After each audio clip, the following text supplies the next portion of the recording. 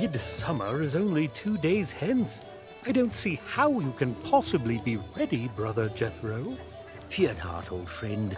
Formal assures me that the stage will be ready this evening, and I've never known him to be wrong. Everything will be quite all right. Cutting things close doesn't suit me. You know that. I'm a planner. I'm a philosopher. This whole business has my humors out of balance. There, Brother Wilport. You just let me fret about the play, and you make sure the feast is perfect. I'm especially looking forward to that hot root sun salad. Oh, yes, quite right. There's much to be prepared. Friar Randall was concerned that the cheese and onion hogsbake was too heavy to follow the brazier leaks. He may be correct. You see, there's far more need for your talents in the kitchen than out here. Let your old friend do what he's good at, making a fool of himself. Oh, my. Very well, I'll take my leave. But please try to keep on schedule. You know how I worry. Indeed I do.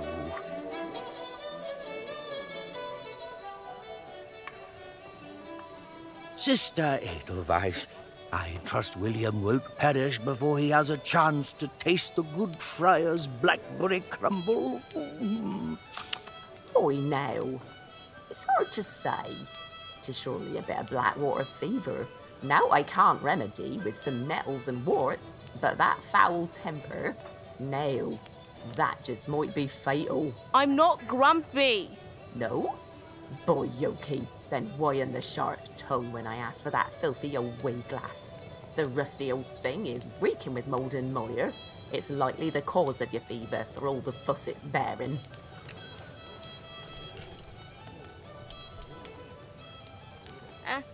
Sorry, Grandfather. I found it in the library. You're Nao.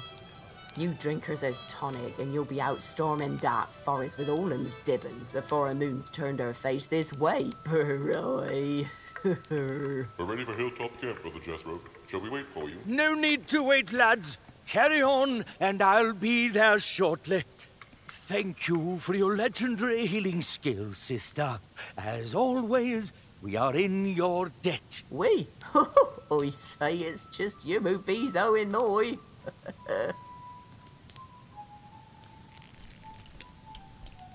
Oh, I haven't seen this in ages, and such perfect timing, dear boy.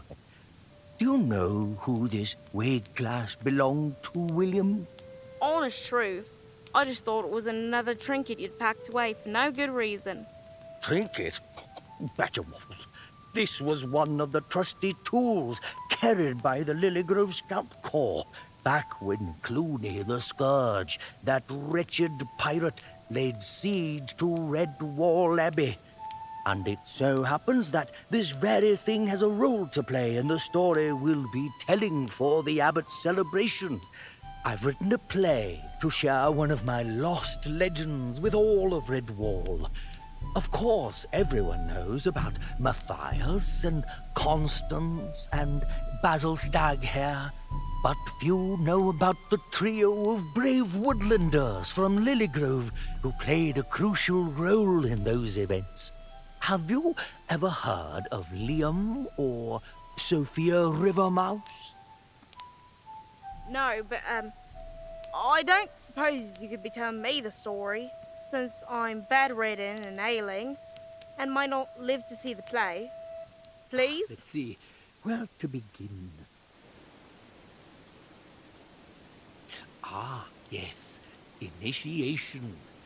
'Twas a frozen evening in midwinter. The sky was clear, but for a loosely bound fleet of high and easterly clouds that wore the light of the full moon like a coyish lass wears a daffodil. A light snow had gathered in the hollows and shadows of the weathered oaks and hawthorns, but the ground carried little more than the dusting that fell from that gentle January. A chilly breeze stirred the heavy locks of the willow's winter maidens, and two mice warmed their paws against the night. Liam and Sophia were young, ambitious, and betrothed. By this fateful evening, they were but 3 days from being wed. Both had trained hard to join the ranks of the Lily Grove Scout Corps, a rather storied group of woodland rangers who kept safe the lands betwixt Mossflower Country and the mountain warrens. What were they doing out in the snow? It's the middle of the night. It was initiation night. After a great deal of training and preparation, each candidate had to prove that they were ready to bear the tools of a Lily Grove Scout, like this wiglass. Scouts needed to survive in the wilderness without aid or comfort.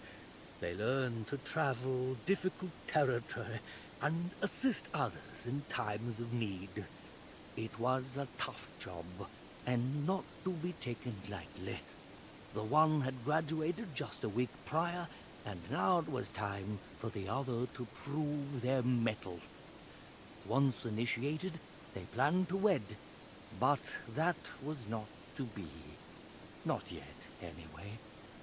Initiation. Huh. It's finally happening. We've planned so long for this, and now that it's here, I'm not sure I'm ready. I feel the same way. It feels as though we've had such certainty getting here, but I haven't the faintest notion of what comes next. It's exciting, isn't it? Yes. Frightening. Papa went to Lily Grove last autumn, didn't he?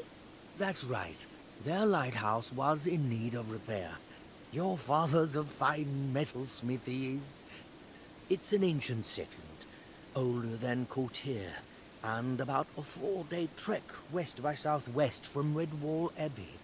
It was quite a bit smaller in those days, though, and more isolated. When Cheese Thief attacked, they were almost entirely on their own. But I'm getting ahead of myself. Have you thought about where we might live once, you know? I'm quite fond of Miller's Hill myself. Lots of open space on the south side. Oh, and that charming brook.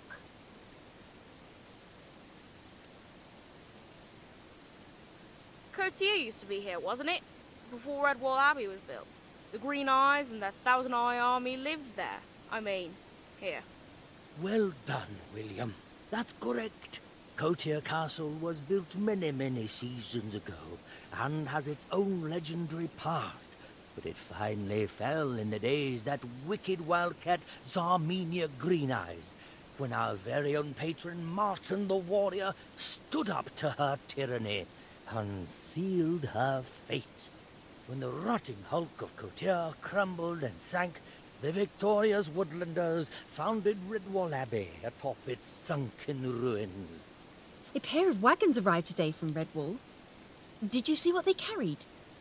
Oh, such wonderful things always come from Redwall.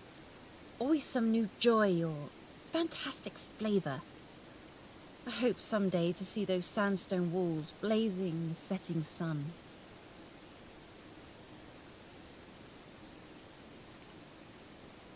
I must say, this night reminds me of the time we convinced your sister that Snipe was stealing all the rye. Do you remember how frightened she was?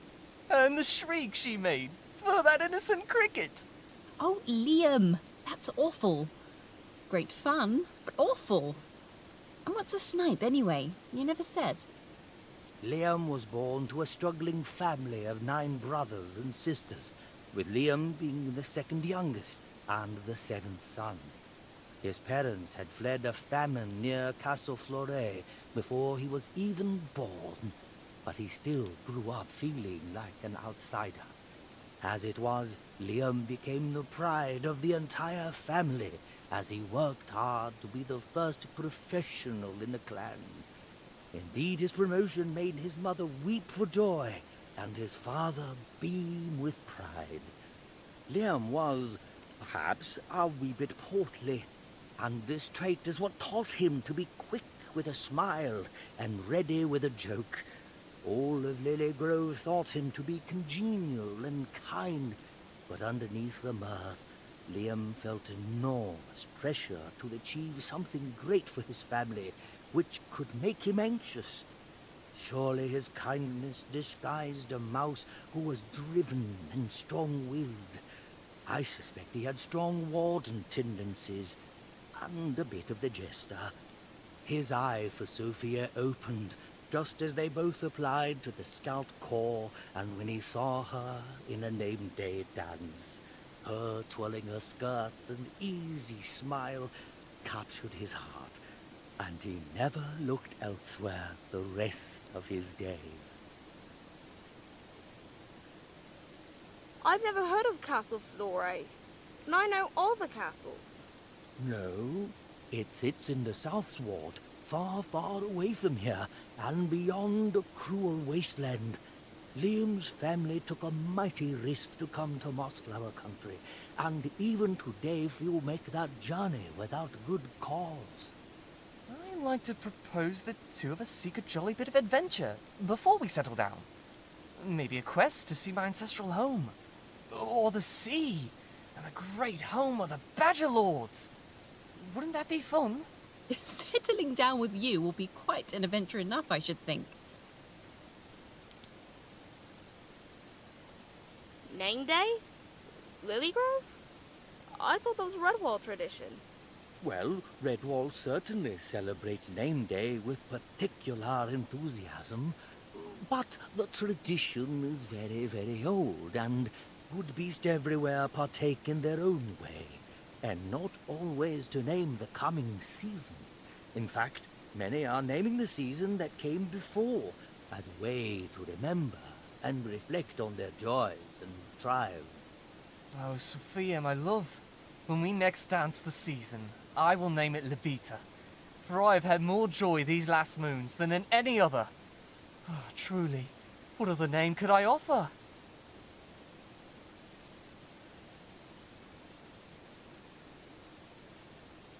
I wonder what's taking so long. I'm freezing. Come here, let me warm your paws. Sophia hailed from a family of Lily Grove natives, going back dozens of generations, but still quite meek. Sophia's father died when she was just a girl, so she, her mother, and two sisters worked the family rye fields and brew house to stay alive. But Sophia was never satisfied with the life of a farmer, so no one twitched a whisker when she applied to the Scouts. Her temperament skewed toward the quiet and contemplative, a healthy dose of the philosopher in that one, but she could just as well be full of energy and vitality when an idea was rising in her mind. Sophia always had a keen eye for knowing the hearts and motives in others, and learned to trust her instincts. But at first, she misjudged Liam, taking him first to be shallow and frivolous. She soon discovered much more. Embarrassed by her mistake, she took it upon herself to make it up to him. What do you mean by this philosopher warden whatsits? I thought they were scouts. Ah, yes. That. We monks have a system to classify a beast's personality. It's quite an esoteric subject, really, but for the moment, know that we talk about 4 temperaments: the knight, the jester, the philosopher, and the warden. As we each grow up, we tend to cling to one of these as our favorite way of getting by, and it comes to underlie our personality. There's much to learn, but let's not go too deep just now. I know this whole Scout Corps matter is quite serious, but I must say, I love Mr. Coyle's fine sense of humour. He even made me laugh when I was whisker deep in the mud, with a satchel of stones on my back. Somehow, he made all that sweat and hard work seem like fun.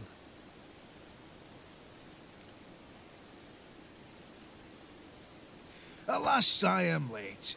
I hope you'll pardon me. The fiery ring of devastation needed to be refueled. I trust neither of you caught a shiver. I was sick with the retch for my initiation. Didn't make a bit of difference, though. A scout needs to be ready, no matter the situation.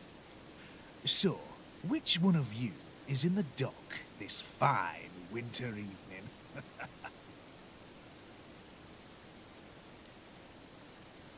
It's my turn, sir, and I'm ready. Oh, are you now? Liam, you kept our initiation rite a secret, I trust. No spoiling the surprises? No, sir. Not a word. On my honor. Very good. Initiate, head on up to camp and check in with Rootsworth. He'll be dithering with the victuals, no doubt. And don't lollygag. There's a lot to do tonight. Before you go, take this. The Sisters of the Abbey made it special for this occasion. I'm very proud of you. I hope you know that. See you next when you're a scout!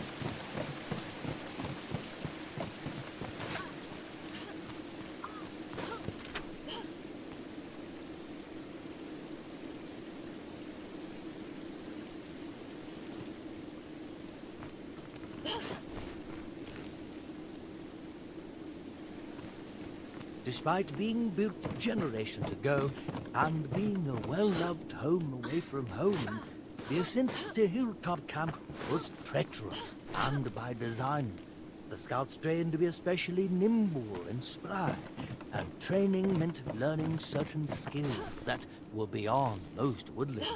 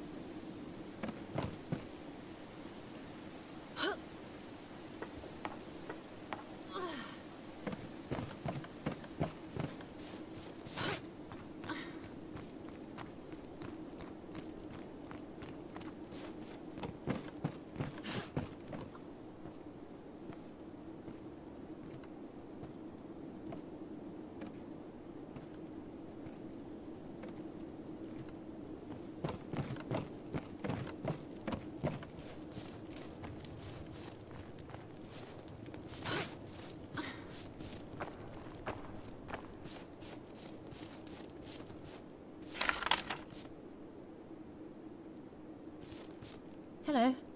Are you Rootsworth? Huh? Really now? Does he look like the type to spend his days elbow deep in buttercream, rolling out scones and taking a wee taste of every peppered pie from here to Salamagistron?